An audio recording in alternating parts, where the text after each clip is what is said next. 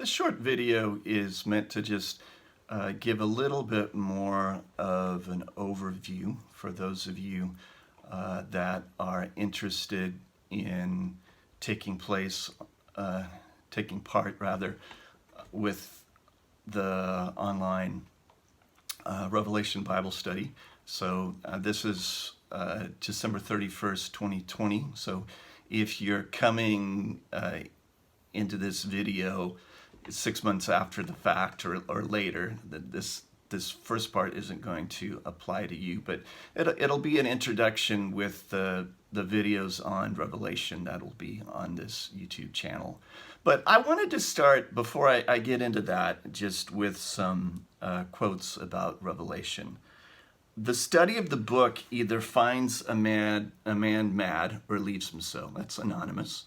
There are as many riddles in the Revelation as there are words. Anonymous.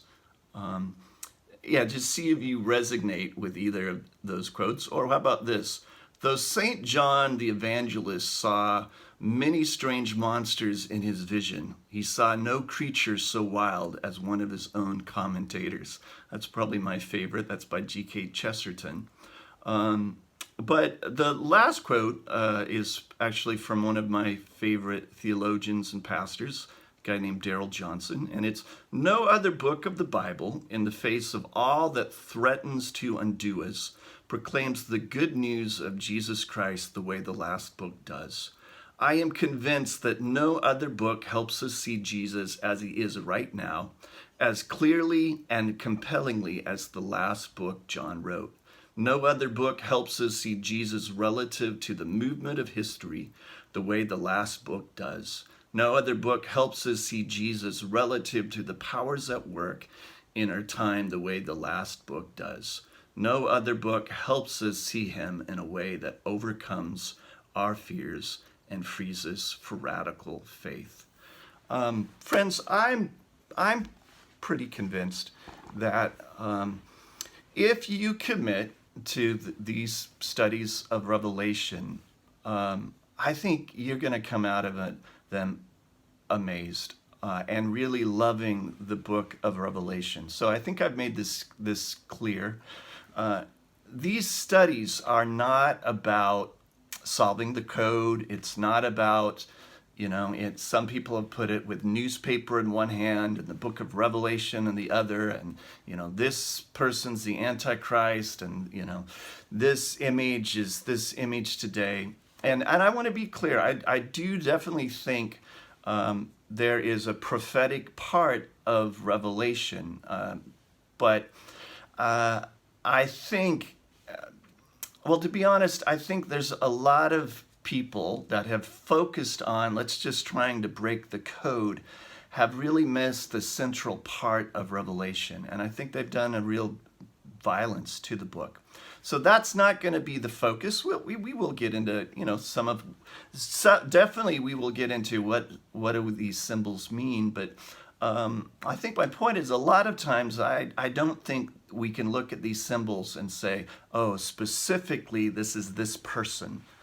Sometimes we can, but I think when we can, with confidence, it's going to be people from history 2,000 years ago. So I just want to, that's kind of where we're coming from with this. Again, if you're thinking about doing this study online, there will be 2 times offered. And you can feel free to mix and match. And again, I will be uploading videos from these studies.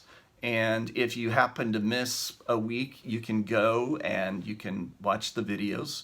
And I also want to give you just a sense of kind of what the study's going to be about. Probably most weeks I will give just a little bit of, maybe a few key points, and then you're actually going to be self-studying for a bit, and then there definitely is going to be some time for discussion and response to questions, both in definitely in small groups, and we'll see the size of kind of our online community. Perhaps we'll probably do that in large groups too. And then the last, I will just kind of be honestly preaching on it, and just kind of maybe bringing up a few other points or responding to points that people made, but really focusing in on how we apply this into our own lives. I'm also, I'm not a great singer, but there, because I think part of Revelation, it's just the worship of the beauty of God. We also, at times, we will stop in kind of the middle of the book when they're worshiping. The plan is to kind of worship along with them. And again, I can be a bit of a Bible nerd, but I don't want to let that get in the way of just the worship and the beauty of God. So, again, as I told some of you, I would invite you just to commit to, hey, I'm going to try to be the first 3 weeks. I'll also tell you the first week will be different in that I will be introducing the book. So I will be speaking a lot in terms of introduction, and we'll also have some time for self-study and group discussion. But I just want to, I think most people really like it, but if the first week you're kind of like, wow, that was just a lot of content, and I want to be a little bit more active, well, hang in there. And the second week, again, that's when we'll kind of get back to our normal way of doing things. So anyways, I really hope you can join in. And again, I love this book, and I think it would be really worthwhile for you to dig into it. Thanks.